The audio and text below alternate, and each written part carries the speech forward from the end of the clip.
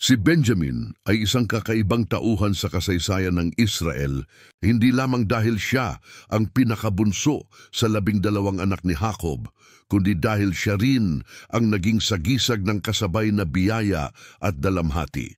Ang kanyang kapanganakan ay nakabalot sa luha, pag-ibig at kapalaran. Siya ang anak ng matinding pananabik sapagkat si Raquel, ang pinakamamahal na asawa ni Jacob, ay matagal na naghintay bago siya nagkaroon ng anak. Matatandaan na si Raquel ay baog sa mahabang panahon at tanging sa biyaya ng Diyos ay ipinanganak niya si Jose, ang kanyang panganay. Ngunit matapos ang ilang taon, dumating si Benjamin at sa kanyang pagdating ay isinilang din ang isang trahedya. Sa pagluwal kay Benjamin, namatay si Raquel. Iniwan si Jacob na puno ng pighati. Ang kanyang pangalan ay una sanang tinawag na Ben-Oni, na nangangahulugang anak ng aking dalamhati, ngunit binago ito ni Jacob at tinawag siyang Benjamin, anak ng aking kanang kamay. Ang pagbabagong ito ng pangalan ay napakahalaga sapagkat ito'y tanda na kahit sa gitna ng lungkot at pagkawala, mayroong pag-asa, lakas at bagong simula. Mula sa simula pa lamang, si Benjamin ay naging simbolo ng dalawang magkasalungat na puwersa, ang kahinaan at kalakasan, ang sakit at pag-asa. Ang kanyang pagiging bunso ay nagbigay sa kanya ng natatanging lugar sa puso ng kanyang ama. Sa kabila ng trahedyang nakapalibot sa kanyang kapanganakan, si Benjamin ay lumaking minamahal. Kung tutuusin, nang nawala si Jose at inisip ni Jacob na siya'y patay na, si Benjamin na lamang ang natitirang alaala ni Raquel, kaya't napakaingat ni Jacob sa kanya. Ito ang dahilan kung bakit noong hiningi ng kanyang mga kapatid na isama si Benjamin sa Egypt, halos ayaw pumayag ni Jacob. Natatakot siyang baka mapahamak ito at kung mangyari iyon ay tila mawawala na ang kanyang natitirang lakas ng loob. Ngunit kung titignan natin ang paglaki ng tribo ni Benjamin, hindi sila lumaking mahina. Sa halip, naging kilala sila bilang mga mandirigma na walang takot, bihasa sa paggamit ng tabak at kilala sa kanilang kasanayan sa paggamit ng kaliwang kamay. Ayon sa aklat ng mga hukom at sa First Chronica, ang mga Benjamita ay mga piling mandirigma na nakakapagpalipad ng mga bato gamit ang tirador ng may katumpakan na hindi pumapalya. Sila ay sinanay mula pagkabata upang maging matapang sa digmaan. Kaya't ang tribo ni Benjamin, bagamat isa sa pinakamaliit sa bilang, ay naging isa sa pinakakilalang hukbo sa larangan ng pakikidigma. Dito natin makikita ang kabalintunaan. Ang batang ipinanganak sa gitna ng panghihina at pagdadalamhati ay nagluwal ng lahi ng matatapang at mararahas na mandirigma. Subalit hindi lamang tapang ang kanilang ipinakita, mayroong ding kahinaan ang tribo ni Benjamin. Sa aklat ng mga hukom, mababasa natin ang isang madilim na kabanata sa kanilang kasaysayan, ang digmaan laban sa ibang tribo ng Israel. Isang kasuklam-suklam na kasalanan ang naganap sa Gibeah, isang bayan ng Benjamin, at dahil dito nagkaisa ang iba pang mga tribo upang parusahan ang buong lahi. Sa labang ito, halos lipulin ang tribo ni Benjamin at halos maputol ang kanilang pangalan sa Israel. Ngunit kahit maliit na bilang na lamang ang natira, sila ay muling bumangon at nanatiling bahagi ng kwento ng bayan ng Diyos. Ang pangyayaring ito ay nagpapakita ng kahinaan ng tribo, na tulad ng kanilang ama na si Jacob, may halong kahinaan at kalakasan ang kanilang pagkatao. Subalit sa kabila ng kanilang kasaysayan ng kapighatian, sila ay hindi tuluyang naglaho. Ang kanilang katapangan at tibay ay naging daan upang muling makabangon. Isa sa pinakamahalagang anak ng tribo ni Benjamin ay si Haring Saul, ang unang hari ng Israel. Mula sa maliit na tribo ay nagmula ang unang pinuno ng bayan. Si Saul ay matangkad, makisig at tila sagisag ng lakas at karangalan ng kanyang lahi. Ngunit tulad ng kanyang mga ninuno, si Saul ay may halong kahinaan. Siya ay nagsimula sa kababaang loob, ngunit nahulog sa pagmamataas at pagsuway. Ang kanyang kasaysayan ay isang paalala na kahit ang pinakamatapang na lahi ay maaaring madapa kung ang puso ay hindi manatiling tapat sa Diyos. Ngunit hindi natapos doon ang kwento ng Benjamin. Sa bagong tipan, mula rin sa tribong ito ay nagmula ang isa sa pinakadakilang apostol ng Kristyanismo, si Apostol Pablo. Siya na dating si Saul ng Tarsus, isang tagapag-usig ng mga Kristiyano, ay naging isa sa pinakamalakas na tinig ng Ebanghelyo. Ang pagbabagong ito ay isa sa pinakamagandang larawan ng biyaya ng Diyos. Kung paanong ang tribo ni Benjamin ay muntik ng mapuksa ngunit muling bumangon, ganun din ang nangyari kay Pablo. Mula sa pagiging kaaway ng krus, siya ay ginawang lingkod ng krus. Kung sisilipin ang clan strength ng tribo ni Benjamin, makikita nating bagamat maliit sila sa bilang, sila ay kilala sa disiplina, katapangan at kakayahang magtanggol. Ayon sa ilang tala, ang kanilang hukbo ay binubuo ng libu-libong mandirigma na bihasa sa paggamit ng kaliwa o kanan. Ang kanilang taktika at katapangan ay ginamit hindi lamang para sa kanilang sariling kapakanan, kundi maging sa pagtatanggol sa buong Israel. Isa ito sa mga aral mula sa kanila, hindi sa laki ng bilang na susukat ang tunay na lakas, kundi sa tapang, disiplina at paninindigan.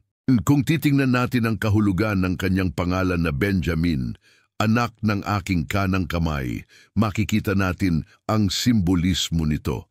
Sa kultura ng Biblia, ang kanan ay sagisag ng kapangyarihan at pabor. Kaya't kahit ipinanganak siya sa sakit at kamatayan ng kanyang ina, siya ay naging sagisag ng lakas at pagpapatuloy ng lahi. Ito'y paalala na kahit sa gitna ng pinakamalalim na sakit, ang Diyos ay kayang magluwal ng lakas at pag-asa. Ang kanyang pangalan mismo ay kwento ng pagbabagong hatid ng pananampalataya. Sa kasaysayan, ang mga Benhamita ay palaging malapit sa tribo ng Huda.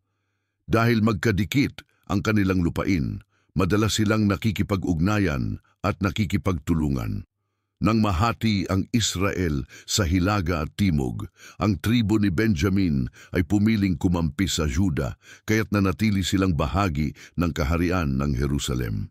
Dahil dito, nakalapit sila sa templo at sa sentro ng pagsamba sa Diyos. Ito rin marahil ang dahilan kung bakit mula sa kanila nagmula si Apostol Pablo, na naging instrumento upang ang Ebanghelyo ay makarating hanggang Roma at sa buong mundo. Ngunit, hindi rin natin dapat kalimutan na ang kanilang kasaysayan ay may halong trahedya at pagpupunyagi. Ang tribo ni Benjamin ay patuloy na paalala na ang tao, gaano man kaliit, gaano man kahina, ay maaaring gamitin ng Diyos para sa dakilang layunin.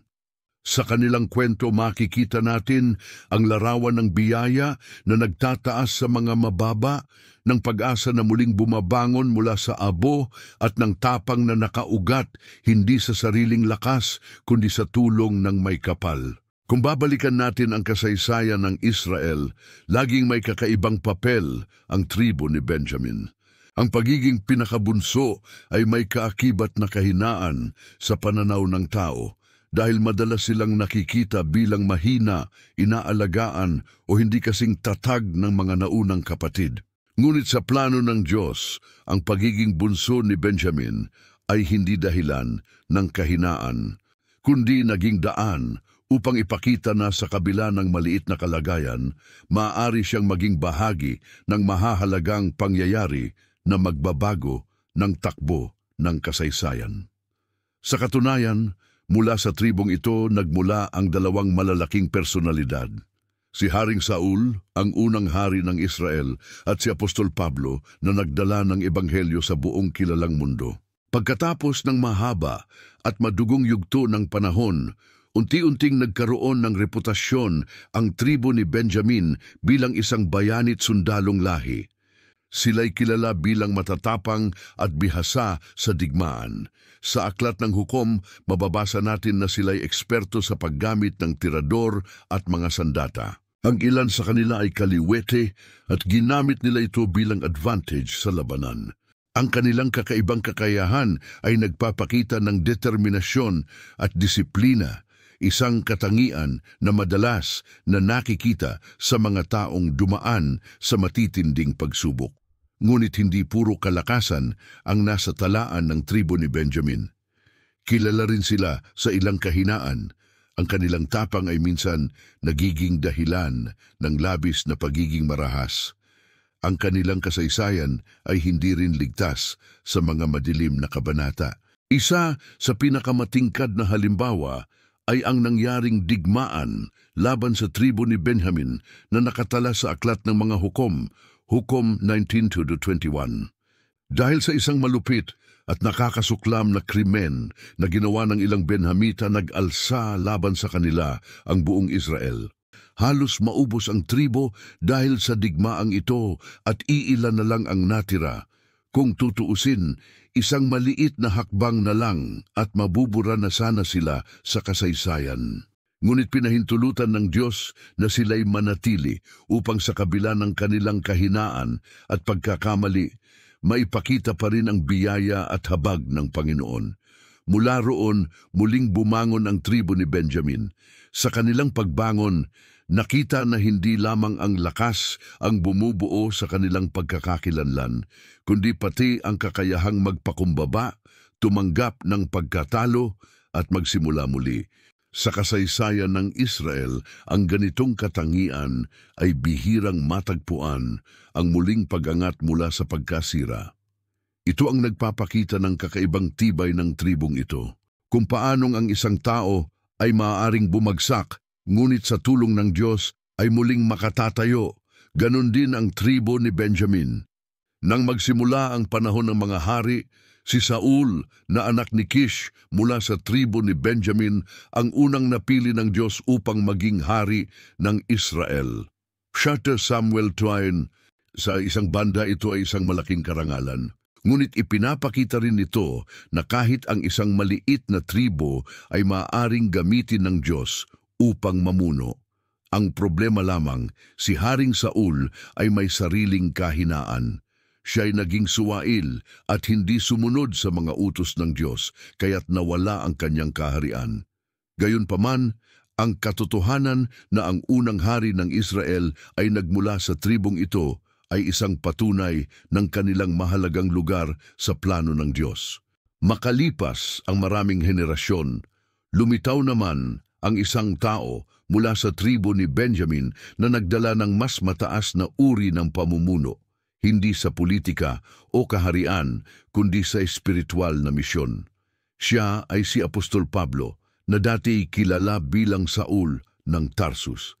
Isa siyang mahigpit na tagapagtaguyod ng batas ng mga Hudyo at tagalaban ng mga Kristiyano. Ngunit sa kanyang dramatikong pagkikita kay Kristo sa daan patungong Damasco, nagbago ang lahat. Ang dating taga-usig ay naging isa sa pinakadakilang tagapagturo ng pananampalataya. Ang kanyang pagiging mula sa tribo ni Benjamin ay simbolo ng kakaibang ugnayan ng Diyos sa tribong ito.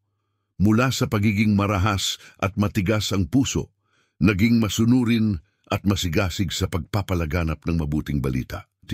Dito natin makikita na ang tribo ni Benjamin, kahit maliit at muntik ng mabura, ay may ginampanan palang pambihirang papel.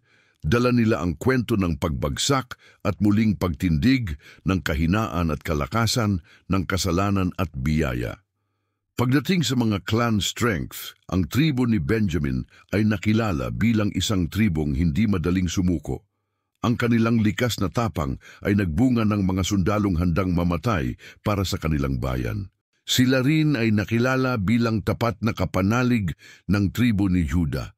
Matapos mahati ang Israel sa dalawang kaharian, ang Hilaga at Timog, ang tribo ni Benjamin ay pumili na manatili sa kaharian ni Juda. Dahil dito, nakabahagi sila sa mas matibay at mas matagal na kaharian, kung saan naroon ang Jerusalem at ang templo ng Diyos. Ang kanilang desisyon ay hindi lamang usapin ng politika, kundi isang espiritual na pagpapasya na mas mainam na manatili sa piling ng tribo ni Huda kung saan ipinangako ng Diyos na manggagaling ang Mesiyas. Kaya't sa huli, nakilahok sila sa katuparan ng dakilang plano ng Diyos. Kung titingnan naman ang kanilang descendants sa kasalukuyan, may mga tradisyong Hudyo na nagsasabing ang ilan sa mga modernong komunidad ng mga Hudyo ay maaaring may lahing Benjamita. Ngunit higit pa sa literal na dugo at lahi, ang mas malaking impluensya ng tribo ni Benjamin ay ang aral na iniwan nila sa kasaysayan. Sila ay isang paalala na ang Diyos ay hindi bumabase sa laki o lakas ng isang tao o tribo.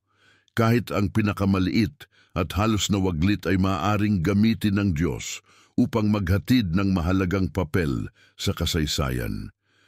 Kung susuriin ang pinagmulan ni Benjamin, makikita natin ang simbolismo ng kanyang pangalan. Nang siya'y ipanganak, pinangalanan muna siya ng kanyang inang si Raquel na Ben-Oni, na ang ibig sabihin ay anak ng aking pagdadalamhati, sapagkat siya'y namatay habang isinisilang siya.